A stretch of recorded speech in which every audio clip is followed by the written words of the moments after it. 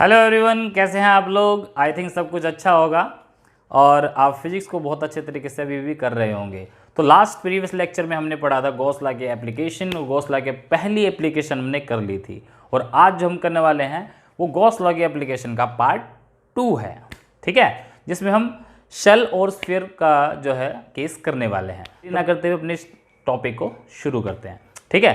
तो जो सेकंड आज एप्लीकेशन है गॉस लॉ की, वो क्या है, वो है इलेक्ट्रिक फील्ड इंटेंसिटी निकालनी हमने due to uniformly charged spherical shell. Uniformly charge spherical shell, तो इसको लिख लेते हैं। सेकंड एप्लीकेशन हमारी electric field intensity due to a charge भी कैसा, तो यूनिफॉर्मली चार्ज्ड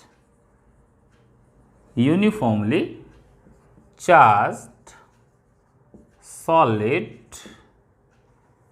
लिखने की जरूरत नहीं, चार्ज स्फेरिकल शेल।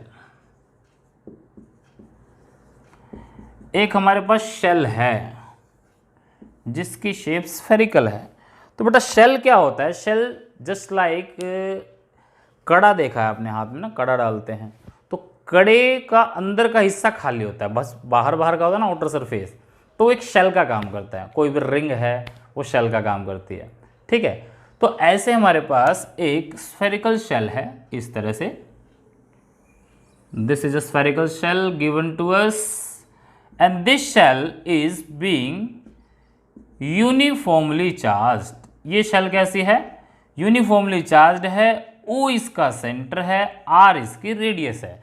तो जल्दी से बताओ बेटा कि इसके ऊपर जो चार्ज डेंसिटी होगी वो कैसी होगी, क्योंकि चार्ज कहाँ डिस्ट्रीब्यूट है, सरफेस पे, और सरफेस पे डिस्ट्रीब्यूट होता तो सरफेस डिस्ट्रीब्यूशन होगा। यानी कि जो यहाँ चार्ज डेंसिटी आएगी वो आएगी सरफेस चार्ज डेंसिटी। क्या आएगी, surface charge density. Surface charge density यानी कि सिग्मा, जो क्या होता है क्यू बाय सरफेस एरिया, तो क्यू क्या होगा, सिग्मा इंटू एस। यानी कि ये जो शेल है इस शेल पे टोटल चार्ज कितना होगा, तो टोटल चार्ज इतना होगा, सिग्मा इंटू 4πr²।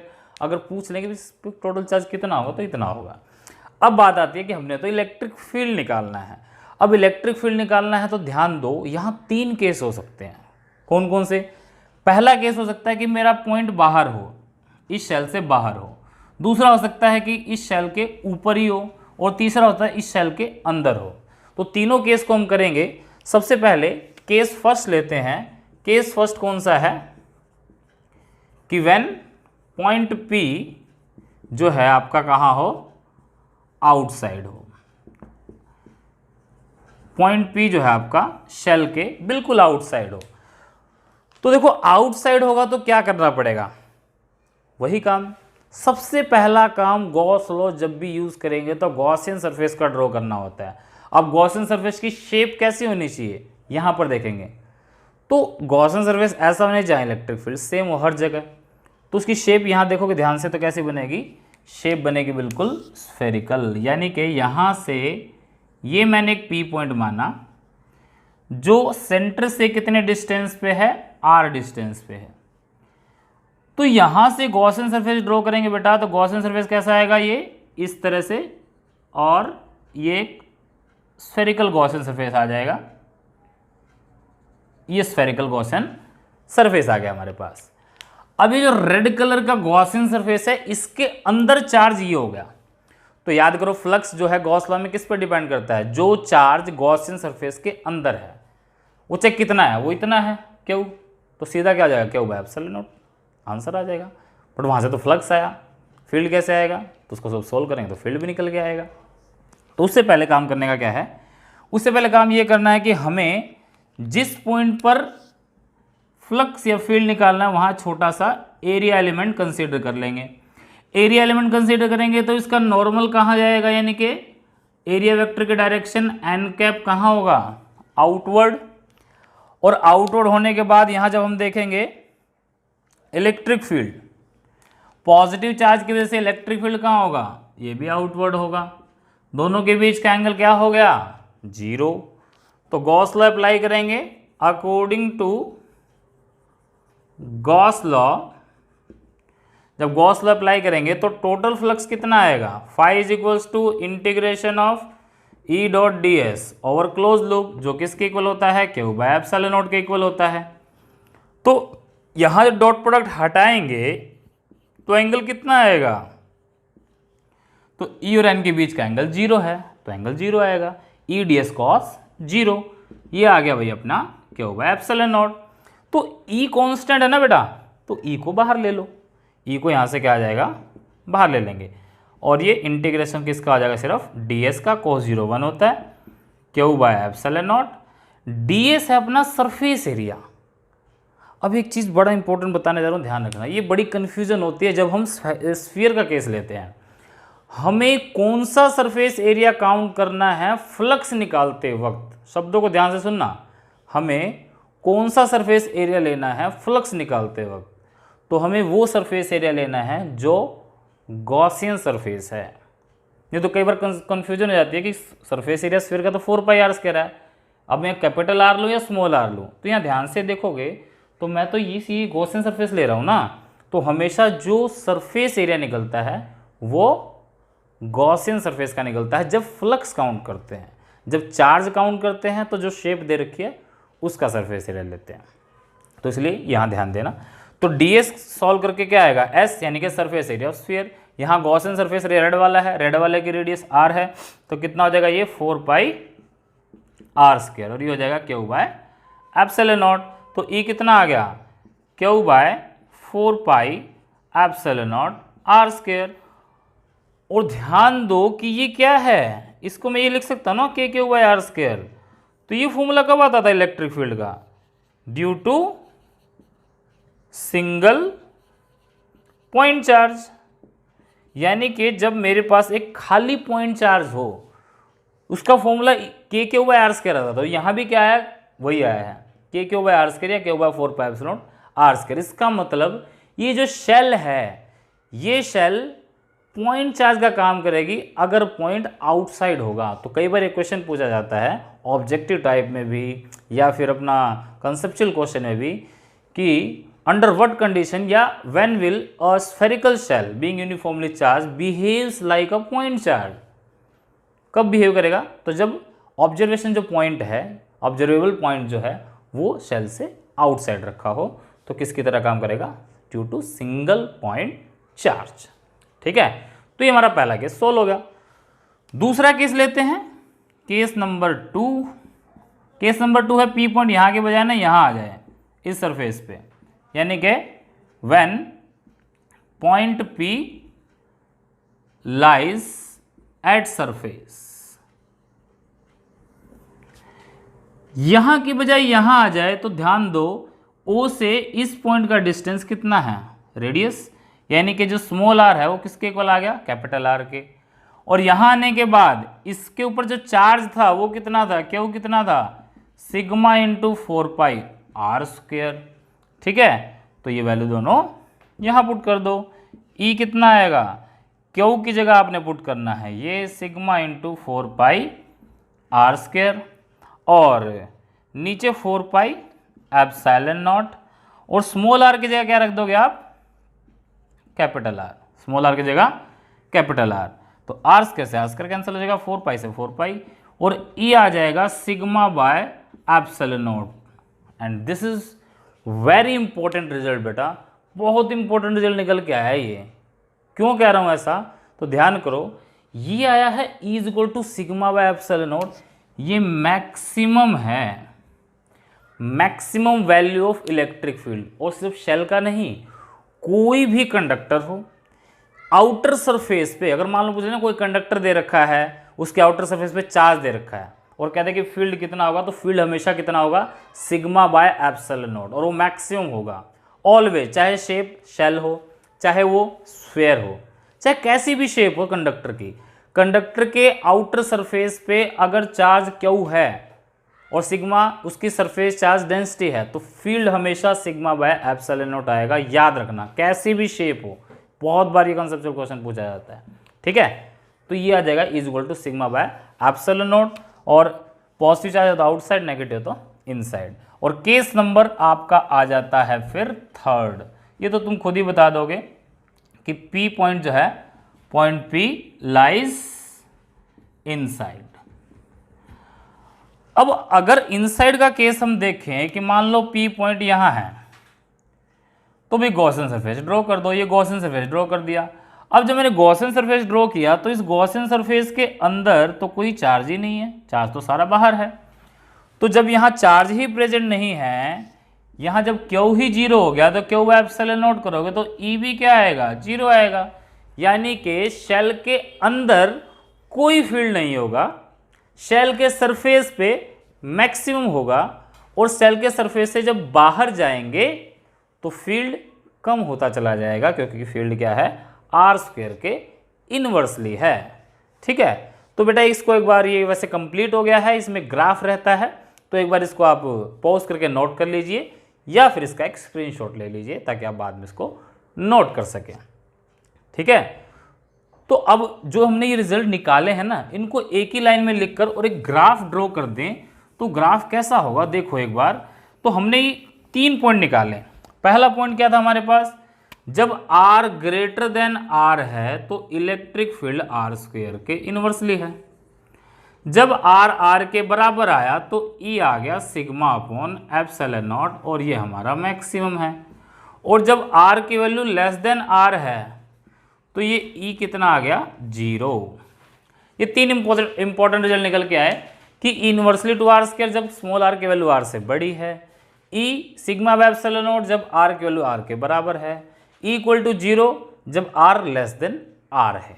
तो इसको अगर ग्राफ पे हम ड्रॉ कर लें तो कैसे होगा, देखो ये ग्राफ ले लिया हमने, ये x एक्सिस, ये y एक्सिस, इधर इलेक्ट्रिक फील्ड ले लिया हमने और इधर r की वैल्यू ले ली। ठीक है, अब देखो 0 से बढ़ते हैं, ये 0 से बढ़ते बढ़ते बढ़ते बढ़ते बढ़ते r के बराबर हो जाए, क्योंकि 0 से बढ़ते बढ़ते बढ़ते मान लो ये पॉइंट वो है जब r किसके इक्वल है, कैपिटल R के। तो यहाँ इलेक्ट्रिक फील्ड मैक्सिमम है, तो मैक्सिमम वैल्यू मान लो ये मैक्सिमम वैल्यू आ गई, ये जो वैल्यू आई इलेक्ट्रिक फील्ड की, ये पॉइंट आया।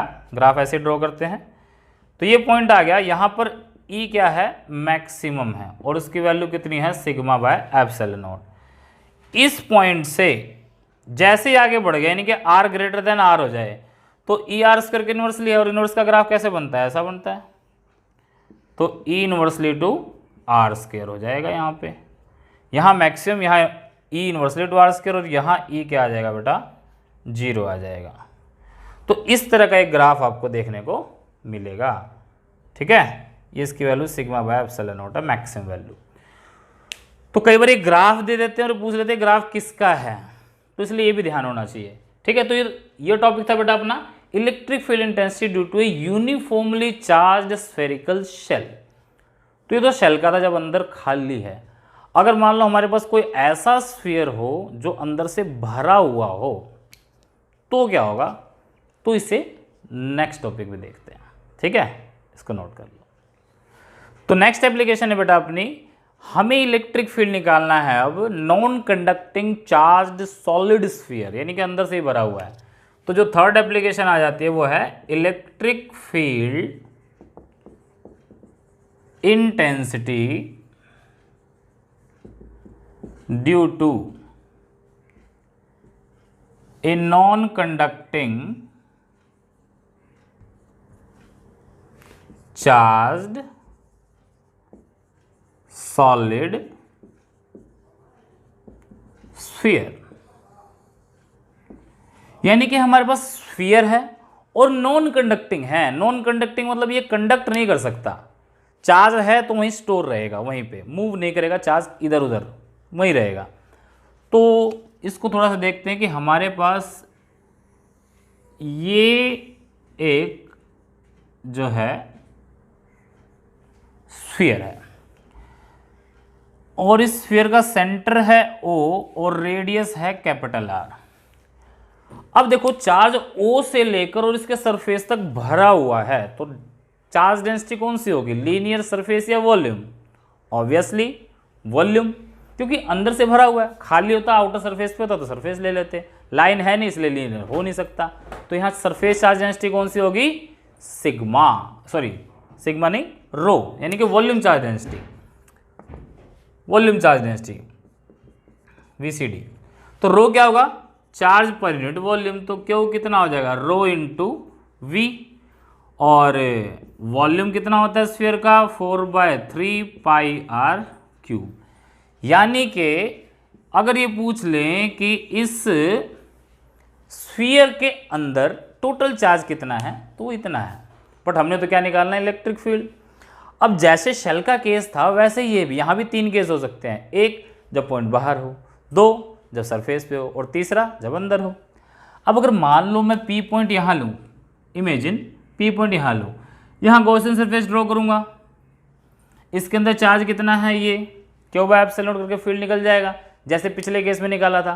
क्योंकि देखो आएगा वही जैसे शेल में आया था वैसे इसमें आएगा, क्यों, क्योंकि गॉसियन सरफेस के अंदर चार्ज कितना है, फ्लक्स उस बात पर डिपेंड करता है, इस बात पर डिपेंड नहीं करता कि गॉसियन सरफेस के अंदर जो चार्ज है वो स्फीयर पे प्रेजेंट है या शेल पे प्रेजेंट है। वो तो सिर्फ इस बात पर डिपेंड करेगा कि गॉसियन सरफेस के अंदर चार्ज कितना है। अगर मान लो ये चार्ज और वो चार्ज बराबर होता, ये भी 10 कूलम वो भी 10 कूलम होता, तो फील्ड पूरा बराबर आएगा। यानी कि बाहर वाला केस डिट्टो सेम है जैसे शेल का था। इसलिए हम P आउटसाइड वाला भी नहीं कर रहे, क्योंकि आउटसाइड का तो हमें पता है। हम कर रहे हैं सबसे पहले केस कि जब पॉइंट P कहाँ हो, अंदर हो। ये मान लो ये P पॉइंट हमारा यहाँ हो गया इनसाइड, और P पॉइंट का डिस्टेंस यहाँ से कितना है, R। तो पहला काम जो करते हैं वही, यानी क्या, गॉसियन सरफेस ड्रॉ करना है। तो यहाँ से क्या कर लो बेटा, गॉसियन सरफेस को ड्रॉ कर लो। तो गॉसियन सरफेस ड्रॉ हो गया।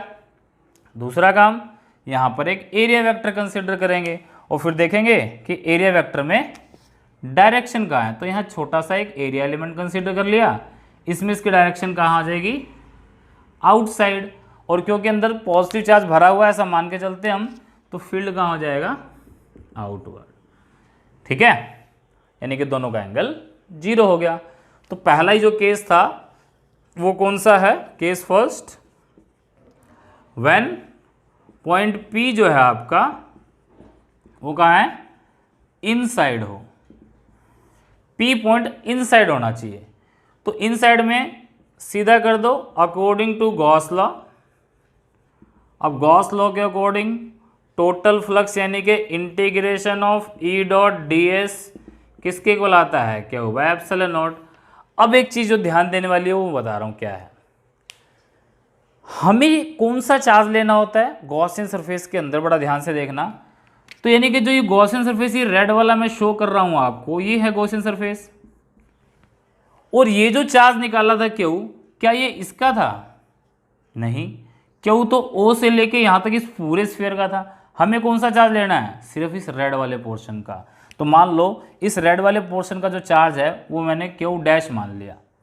ठीक है, तो यहाँ जब लेंगे तो क्या लेंगे, क्यू डैश। दूसरी बात मैंने बताया था गॉस लॉ के अंदर कि फ्लक्स मीडियम पे भी डिपेंड करता है। अब यहाँ अंदर एयर या वैक्यूम थोड़े है, वो तो जिस मटेरियल से ये बना हुआ है वो मटेरियल है, और उस मटेरियल का कोई ना कोई परमिटिविटी होगी।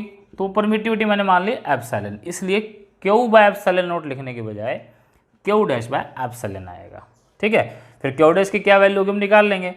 तो यहाँ देखते हैं E dot ds, dot product हटाएंगे, कॉस 0 आएगा क्योंकि डायरेक्शन सेम है, वहाँ देख चुके हैं। E कांस्टेंट है, बाहर आ जाएगा, इंटीग्रेशन सिर्फ ds का होगा, cos 0 1 हो जाएगा, क्यू डैश बाय एप्सिलॉन आ जाएगा यहाँ पे एज इट इज। ds होता है सरफेस एरिया, यानी कि इंटीग्रेशन करेंगे ds का आएगा s यानी कि surface area of sphere. Formula 4 पाई, कौन सा आर लूँ, छोटा या बड़ा, छोटा, वेरी गुड। क्यों छोटा, क्यों, क्योंकि हमने गॉसियन सरफेस का लेना और गॉसियन सरफेस की यहाँ रेडियस स्मॉल r है। तो 4 पाई r स्क्वायर, ये आ जाएगा क्यू डैश बाय एप्सिलॉन। तो E कितना आ गया, Q dash upon 4 pi epsilon r square. अब बच गए क्यू डैश की वैल्यू कितनी होगी, तो क्यू डैश की वैल्यू निकाल लो भाई। क्यू का फॉर्मूला क्या था, ये, तो क्यू डैश कितना आएगा, rho into 4/3 pi capital R की जगह स्मॉल r क्यूब। भाई 1 मीटर क्यूब वॉल्यूम में चार्ज रो है, तो इतने वॉल्यूम में कितना होगा, इतने से मल्टीप्लाई कर दिया, ये वैल्यू आ गई, ये वैल्यू यहाँ पुट कर दो, तो ई कितना आ जाएगा, क्यू डैश की जगह आएगा rho into 4/3 pi R cube upon 4 pi epsilon R square. जो कटता है काट दो, 4 पाई से 4 पाई कट जाएगा, आर स्क्वायर से यह काट के एक आर बच जाएगा, तो ई कितना आएगा, रो इंटू में आर और नीचे बच गया 3 और एप्सिलॉन।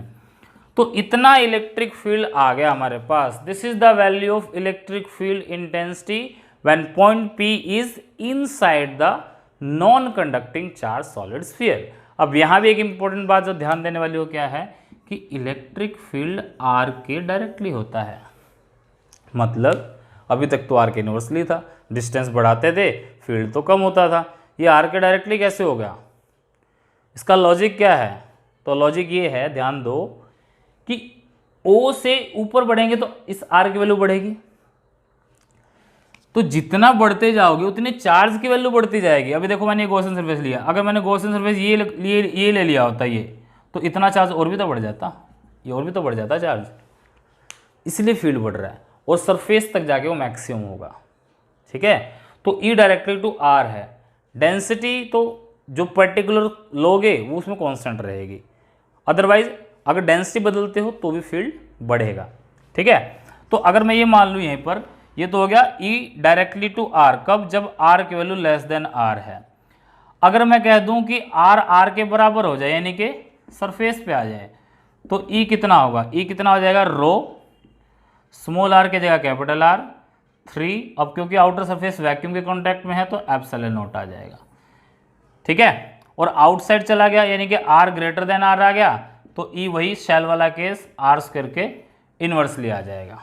ठीक है, एक केस आप बताओ कि अगर मैं ये मान लूँ पॉइंट P सेंटर पे आ जाए, ये P पॉइंट यहाँ के बजाय यहाँ सेंटर पे आ जाए, यानी कि सेंटर पे एट सेंटर R कितना हो जाएगा, 0, R 0, तो फील्ड कितना हो जाएगा, 0।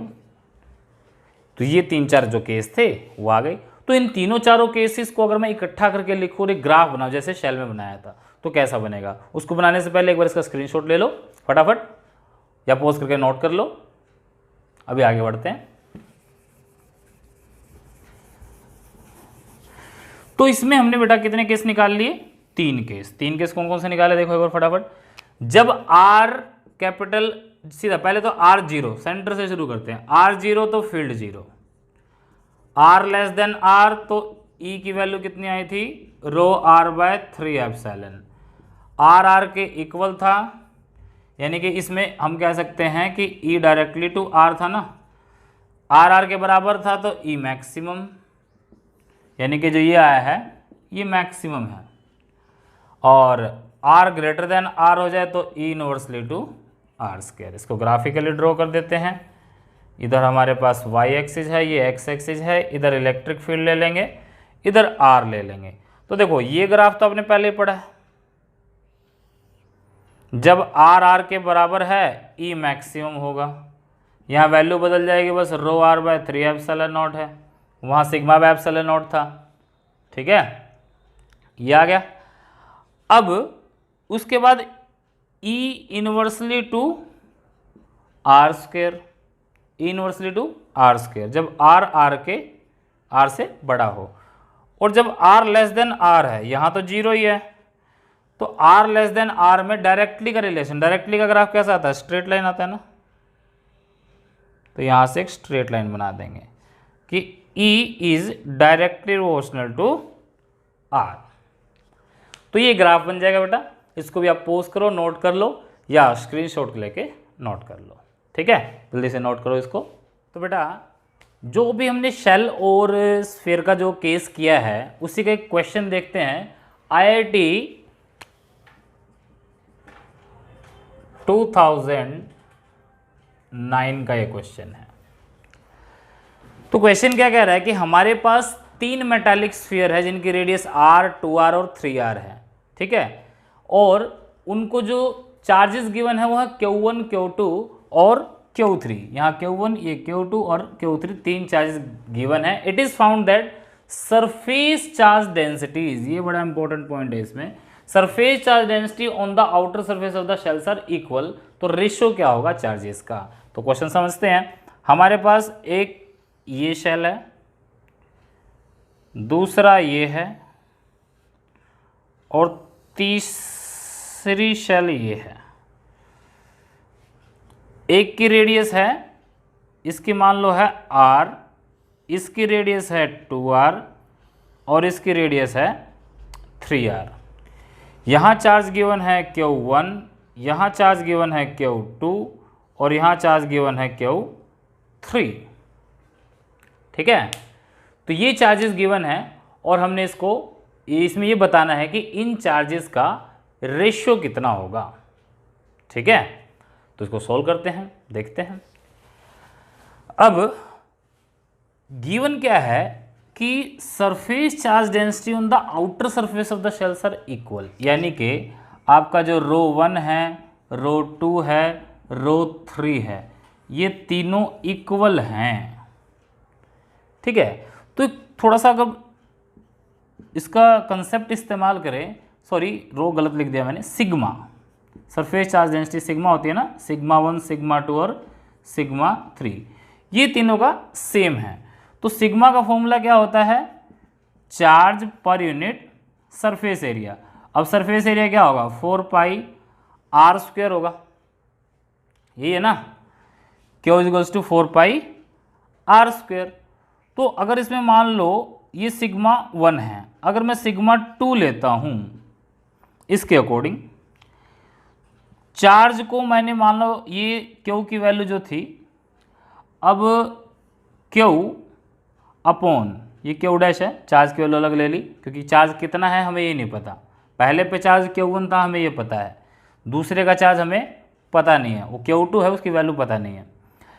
अब Q1 से रिलेट करके चलेंगे, तो Q डैश मान लिया, नीचे ले लिया 4 पाई रेडियस का स्क्वायर, दूसरी रेडियस कितनी हो जाएगी 2r इसका स्क्वायर, तो सिग्मा 2 आएगा आपका Q डैश अपॉन 4 पाई, 2 का स्क्वायर कितना होगा बेटा 4, r का स्क्वायर r स्क्वायर। तो ध्यान दो कि 2 का स्क्वायर हो गया 4, r का स्क्वायर हो गया r स्क्वायर। अब इन दोनों को अगर बराबर करना है मैंने, तो क्या करना पड़ेगा, देखो 4 पाई r स्क्वायर मुझे चाहिए, जो चाहिए वो अलग निकाल लो, जो नहीं चाहिए अलग कर लो। एक तो मुझे चाहिए Q,